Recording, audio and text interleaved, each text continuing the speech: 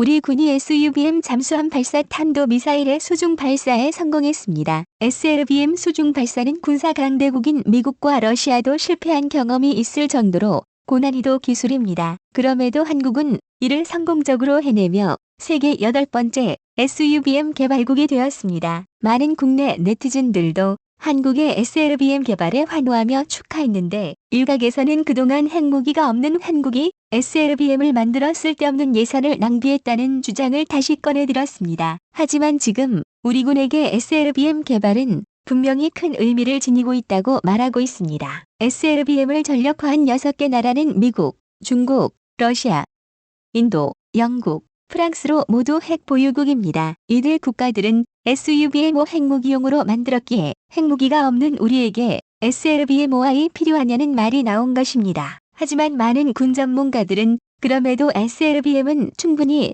우리에게 중요한 전략적 자산이 될 것이라고 했습니다. 노무현 정부 때 핵잠수함 개발 사업을 맡았던 문근식 예비역 해군 대령은 음속보다 느리게 비행하는 SLCM은 요격될 확률이 높고 파괴력도 제한적이라며 SUBM의 은밀한 기습 공격 능력으로 적군을 견제할 수 있다고 강조했습니다. SLBM은 사전 포착이 매우 어렵고 잠수함에서 발사되는 미사일 공격 체계는 이동성이 뛰어나기 때문에 공격 지점에 대한 선택이 자유롭고 재빨리 다른 곳으로 회피하여 생존 가능성을 높일 수 있다고 했습니다. 적에게 위치를 숨기면서 움직이며 계속적으로 공격할 수 있는 위력을 지닌다는 것입니다. 김정섭 세종연구소 수석연구위원은 핵으로만 핵을 억제한다면 비핵 국가는 할 수 있는 게 전혀 없는 것이냐고 반문하기도 했습니다. 그러면서 오히려 핵무기는 엄청난 살상력 때문에 사실상 할 수 없는 무기가 돼버렸다며 재래식 SUBM이 실전 사용 가능성이 높다는 점에서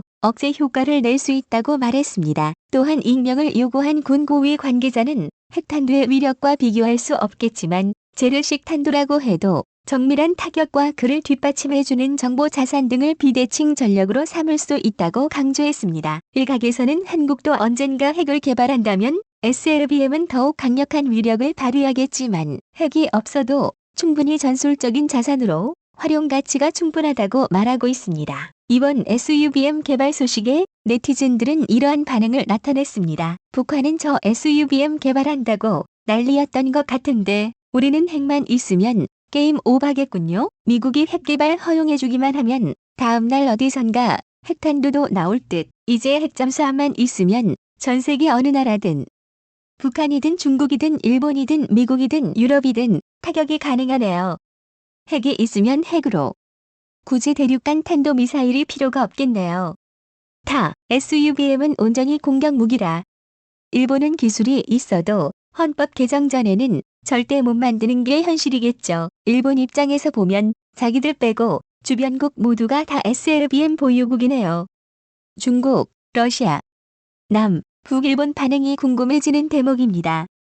이젠 뭐 들고 나올지. 이번에 한국의 SLBM의 개발에 일본에서는 불편한 기색을 감추지 못했습니다. 독도를 자신들의 땅이라 주장하는 일본은 SLBM이 없기 때문입니다. 최근 일본의 한 포털 사이트에는 한국 해군 잠수함 부대의 주적은 일본인가라는 기고문이 게재되었습니다. 이 기고문은 한국의 한 극우 성향의 인사가 쓴 글로 우리나라의 잠수함 이름이 20척 중 2척만 빼고 90%에 해당하는 18척이 함일 인물이라고 말한 것입니다. 이 글을 본 일본의 누리꾼들은 한국은 우리 땅 다케시마를 불법 점거하고 있는 적이면서 자위대가 출동해야 하는 상황이라고 주장했습니다. 또 다른 일본 네티즌은 일본이 완전히 적국으로 인정받았다며 해군 능력은 일본이 압도할 수 있다는 글을 올렸습니다. 실제로 우리 해군은 잠수함 이름을 김좌진함, 안중근함, 송환이람 등에 이어 윤봉길, 유관순, 홍범도 등을 잠수함 이름으로 사용하려 하고 있습니다. 일본은 왜 한국이 일본을 적국으로 두고 항일 인사들로 잠수함 이름을 만드냐고 했지만 일본은 스스로 독도가 자신들의 땅이라고 우기며 한국을 적국으로 인식하는 것을 드러냈습니다. 이에 우리 군 전문가는 잠수함은 바다의 암살자라고 불린다며 과거에 우리를 압제했던 일본에게 독립을 쟁취하기 위해 노력했던 투사들의 성함을 붙이는 것이 적절하다고 주장했습니다. 지금 일본 정부가 전 세계인들에게 독도의 홍보장으로 만들려고 했던 도쿄올림픽은 그동안 볼 수 없었던 역사상 길이 남을 올림픽이 될 전망입니다. 일본 도쿄는 개막일이 20일 앞으로 다가왔지만 확진자가 716명이 나오며 38일 만에 최다를 기록했습니다. 그러자 이제 대회 주요 종목인 야구나 축구, 육상 등의 경기를 무관중으로 하는 방향을 검토하고 있다고 했습니다. 일본은 올림픽 전에 최대한 백신 접종 속도를 올리고 있다고 자랑했지만 최근 백신 접종에는 큰 문제가 생겼습니다. 일본 정부가 백신을 제때 공급 못해 접종 예약이 중단되는 사태가 잇따르고 있는 것입니다. 일본 미에현 요카이츠시는 다음 달 5만 5천 명에게 백신을 놓을 예정이었지만 정부가 보내주는 양이 대상 인원의 절반도 채 되지 않는다는 것을 최근 확인했다고 했습니다. 이에 모리 토모히로 미에현 요카이치 시장은 정부에 대단히 분노를 느낀다고 말하며 노골적으로 비판했습니다. 그런데 일본 내 백신 접종을 총괄하는 고노다로 백신 담당상이 의외의 곳에서 모습을 드러내 논란이 되고 있습니다. 지금 도쿄도는 127명의 도의원을 뽑는 선거운동 기간인데 당장 백신 수급과 접종에 문제가 생겼음에도 최고 담당자인 고노다로가 선거 유세 차량에 등장한 것입니다. 이를 본 도쿄 주민은 자신의 고등학교 1학년 딸이 근데 이 사람은 백신 때문에 바쁜 사람 아니냐고 말했다고 했습니다. 정말 어이가 없는 것은 고노다로는 응원 유세 다음 날인 30일 지역 대량 접종 예약 재개를 발표했는데 이 유세가 없었다면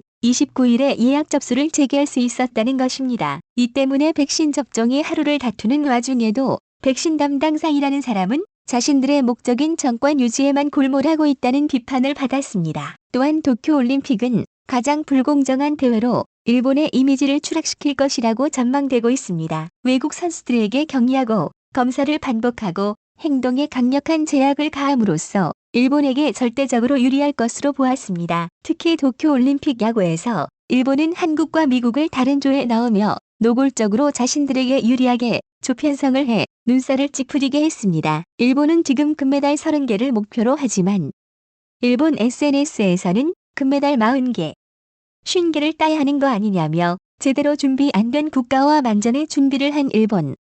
그렇게 메달을 따봐야 가치가 있을까 등 비꼬는 글들이 올라오고 있습니다. 또한 마이니치 신문은 이번 올림픽은 일본 선수들에게 유리한 기울어진 운동장이라는 지적이 나오고 있다며 해외 선수들이 불공평하다고 불만을 내비칠 뿐 아니라 메달 러시가 예상되는 일본에 냉담한 시선을 보내고 있다고 전했습니다. 올림픽 개최국은 원래 홈 어드밴티지를 갖지만 코로나로 인해 일본 선수들은 너무 큰 이점을 누린다고 했는데 이를 두고 일각에서는 도쿄올림픽을 코로나 어드밴티지 올림픽이라고 불렀습니다. 이런 와중에 최근 미국에서는 일본의 기능실습 제도가 외국인 노동자 착취에 악용되었다는 비판이 나왔습니다. 이것은 일본이 선진국으로 개발도상국에 기술과 지식을 전수한다고 했지만 노동력 착취의 수단으로 전락했다는 것입니다. 또한 미국 뉴욕타임즈 등 유력 언론 10여 개사는 도쿄올림픽 취재 제안에 항의하는 서한을 일본에 보내 항의하기도 했습니다. 일각에서는 오랜 기간 동안 아시아 유일의 선진국이라 불렸던 일본은 이번 도쿄올림픽을 계기로 맨 얼굴을 드러내며